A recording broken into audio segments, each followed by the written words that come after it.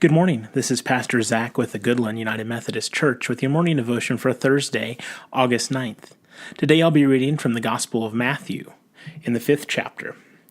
When Jesus saw the crowds, he went up to the mountain, and after he sat down, his disciples came to him. Then he began to speak and taught them, saying, "Blessed are the poor in spirit, for theirs is the kingdom of heaven. Blessed are those who mourn, for they will be comforted. Blessed are the meek, for they will inherit the earth. Blessed are those who hunger and thirst for righteousness, for they will be filled. Blessed are the merciful, for they will receive mercy. Blessed are the pure in heart, for they will see God. Blessed are the peacemakers, for they will be called the children of God. Blessed are those who are persecuted for righteousness' sake, for theirs is the kingdom of heaven. Blessed are you when people revile you and persecute you and utter all kinds of evil against you falsely on my account. Rejoice and be glad, for your reward is great in heaven. For in the same way they persecuted the prophets who were before you." A reflection on some of these verses from the book My Utmost for His Highest by Oswald Chambers. This passage is called The Ministry of the Unnoticed.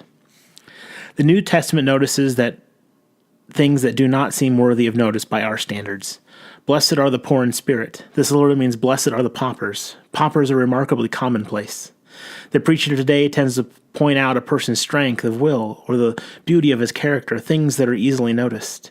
The statement we hear so often is, "Make a decision for Jesus Christ," and places the emphasis on something our Lord never trusted. He never asked us to decide for Him, but to yield to Him, something very different. The foundation of Jesus Christ's kingdom is the genuine loveliness of those who are commonplace. I am truly blessed in my poverty.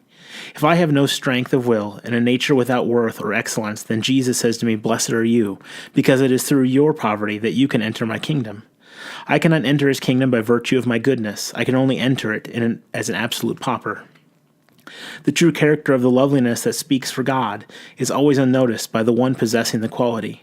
Conscious influence is a prideful and unchristian. If I wonder if I am being any use to God, I instantly lose the beauty and the freshness of the touch of the Lord.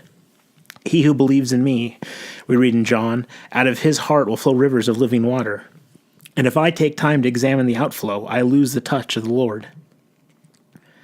Who are the people who have influenced us most? Certainly not the ones who thought they did, but those who do not even have the slightest idea that they were influencing us. In the Christian life, godly influence is never conscious of itself. If we are conscious of our influence, it ceases to have the genuine loveliness, which is characteristic of the touch of Jesus. We always know when Jesus is at work because he produces in the commonplace something that is inspiring. Have a blessed day.